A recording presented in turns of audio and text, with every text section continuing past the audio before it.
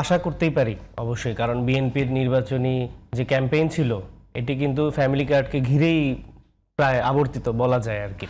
যদিও এটি একটি ধার করা কনসেপ্ট, এটা কিন্তু আমরা পশ্চিমবঙ্গে দেখেছি যে ডিজিটাল রেশন কার্ড নামে তারা তাদের নির্বাচনে মমতা ব্যানার্জি এটাকে বেশ জনপ্রিয় করে তুলেছিলেন এবং নির্বাচনে তারা ফলাফলও লাভ করেছিলেন।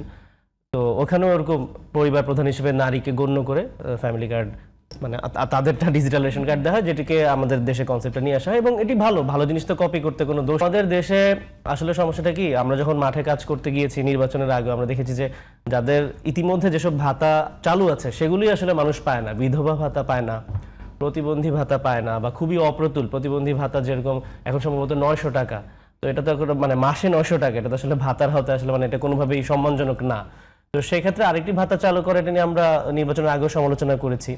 তবে উদ্যোগটি আমরা সাধুবাদ জানাই, সরকারের ভালো উদ্যোগকে সাধুবাদ জানাই। আমরা আশা করি যে এবং সরকার এটিকে একটা অনলাইন সিস্টেমের মাধ্যমে নিয়ে এসেছে, প্রাথমিক পর্যায়ে 37টি পরিবার পাচ্ছে। আমরা যেসব জিনিসে মানে শঙ্কা প্রকাশ করেছিলাম যে বিগত সময় হচ্ছে গিয়ে এই ধরনের সরকারি বা সামাজিক সুবিধাগুলো কিন্তু সরকারি দল নিয়ন্ত্রিত কর্মী বা নেতাকর্মীদের মাধ্যমে হচ্ছে গিয়ে তাদের মাধ্যমে বিতরণ হতো আর কি। তখন দেখা যেত কি ওই সরকারি দলের লোকজনই পেয়ে যাচ্ছে, সাধারণ মানুষ যাদের আসলেই প্রয়োজন তাদের কাছে আসলে সেটি পৌঁছাচ্ছে না সেবাটি।